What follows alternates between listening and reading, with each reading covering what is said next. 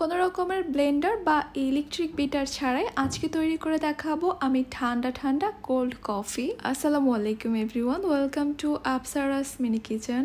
আজকে আমি একদমই সহজ ওয়েতে আপনাদের সাথে শেয়ার করব খুবই মজাদার ঠান্ডা ঠান্ডা কোল্ড কফি। প্রচণ্ড এই গরমের মধ্যে একবার যদি এই কোল্ড কফিটি আপনারা বাসায় তৈরি করে খান তাহলে কিন্তু আর কখনো রেস্টুরেন্টের কোল্ড কফি খেতে চাইবেন না। ছোট থেকে বড় সবাই কিন্তু এই কোল্ড কফি খেতে পছন্দ করে। একবার যাকে এইভাবে কোল্ড কফি তৈরি করে খাওয়াবেন সেই কিন্তু আপনার ফ্যান হয়ে যাবে। প্রথমে এখানে নিয়েছি আমি 100 গ্রামের মতো ডার্ক চকলেট, আপনারা চাইলে এখানে মিল্ক চকলেটও নিতে পারেন। এবার এই চকলেটটাকে আমি কুচি করে নিচ্ছি নাইফ দিয়ে, আপনারা চাইলে কিন্তু একটা গ্রেটারও গ্রেট করে নিতে পারেন। এরকম চকলেট যদি আপনাদের কাছে না থাকে তাহলে কিন্তু আপনারা চকলেট সিরাপটাও ব্যবহার করতে পারেন। চকলেট সিরাপ ছিল না আমার কাছে, তাই আমি চকলেটটাকে মেল্ট করে ইউজ করব। গ্রেট করে নেওয়া চকলেটগুলোকে আমি একটা বাটিতে নিয়ে নিচ্ছি।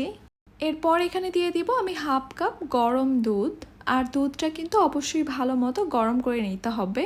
এবার দুধ আর চকলেটটাকে খুব ভালোভাবে মিশিয়ে নিতে হবে, আর কিছুক্ষণ মিশিয়ে নিলেই দেখতে পারবেন চকলেটটা খুব সুন্দরভাবে মেল্ট হয়ে একটা চকলেট সস তৈরি হয়ে যাবে বা চকলেট সিরাপ। আমি একটু দেখিয়ে দিচ্ছি চকলেট সিরাপ বা চকলেট সসটা এখন ঠিক কিরকম হয়েছে। দেখতেই পাচ্ছেন এটা কিন্তু ঠান্ডা হয়ে যাওয়ার পর আরও কিছুটা ঘন হয়ে যাবে। এবার যে গ্লাসে কফিটা সার্ভ করব সেই গ্লাসের মধ্যে আমি এইভাবে চকলেট সিরাপটা দিয়ে একটু ডেকোরেশন করে নিচ্ছি। কফি শপ বা রেস্টুরেন্টে কিন্তু কোল্ড কফিটা ঠিক এভাবেই সার্ভ করা হয়, তবে এটা টোটালি অপশনাল, আপনারা চাইলে অবশ্যই স্কিপ করতে পারেন এই টোটাল ব্যাপারটা। এরপর এই গ্লাসগুলোকে আমি নর্মাল ফ্রিজে রেখে দিব যতক্ষণ পর্যন্ত না আমরা কফিটা তৈরি করছি। প্রথমে একটা মিক্সিং বোলে আমি নিয়ে নিচ্ছি হাফ কাপ চিনি। এরপর এখানে নিয়ে নিচ্ছি আমি 2 টেবিল চামচ ইনস্ট্যান্ট কফি, সঙ্গে দিয়ে দিব এখানে আমি 2 টেবিল চামচ হালকা কুসুম গরম পানি। এবার একটা হ্যান্ড উইস্ক দিয়ে সব কিছুকে আমি খুব ভালোভাবে একসঙ্গে মিশিয়ে নিচ্ছি। সব কিছু ভালোভাবে মিশিয়ে নেওয়া হয়ে গেলে এবার কফির কালারটা চেঞ্জ হয়ে আসা পর্যন্ত আমি এভাবেই সব কিছুকে ফেটতে থাকবো। আপনাদের কাছে যদি হ্যান্ড ব্লেন্ডার বা ইলেকট্রিক বিটারটা থাকে তাহলে কিন্তু আপনারা এই কাজটা খুব সহজেই করে নিতে পারবেন। সেক্ষেত্রে আপনাদের সময় লাগতে পারে 3 থেকে 4 মিনিটের মতো। তবে আমাদের সবার বাসায় তো আর হ্যান্ড ব্লেন্ডার বা ইলেকট্রিক বিটার থাকে না, তবে আমার মনে হয় আমাদের সবার বাসায় কম বেশি এরকম একটা হ্যান্ড উইস্ক থাকে। একটু সময় লাগবে, প্রায় 10 থেকে 12 মিনিটের মতো এভাবে অনবরত উইস্ক করতে থাকতে হবে, তাহলেই কিন্তু খুব সুন্দরভাবে একটা ফোমি আর ঘন মিশ্রণ তৈরি হবে। দেখতে পাচ্ছেন আমি প্রায় 7-8 মিনিটের মতো এইভাবে অনবরত ফেটে নেওয়ার পর কিন্তু এখন চিনিটা গলে গিয়ে কফিটার কালারটা কিছুটা চেঞ্জ হয়ে আসছে। তবে আমি আরও বেশ কিছু সময়ের জন্য এটাকে ফেটে নিব, কারণ আমি চাচ্ছি এই মিশ্রণটা আরও কিছুটা ঘন হতে আর কালারটাও কিছুটা চেঞ্জ হবে। আমি 10-11 মিনিটের মতো এইভাবে অনবরত উইস্ক করে নেওয়ার পর এখন দেখতে পাচ্ছেন কালারটা কিন্তু আরও কিছুটা চেঞ্জ হয়ে গেছে, আর এই মিশ্রণটাও কিন্তু আরও কিছুটা ঘন হয়ে গেছে।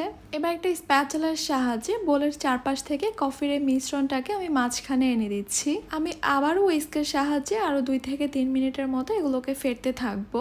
এবার অনেকের কাছে মনে হতে পারে এই কাজটা মনে হয় অনেক কঠিন, তবে আমার কাছে তেমন কোনো কঠিন কাজ মনে হয়নি।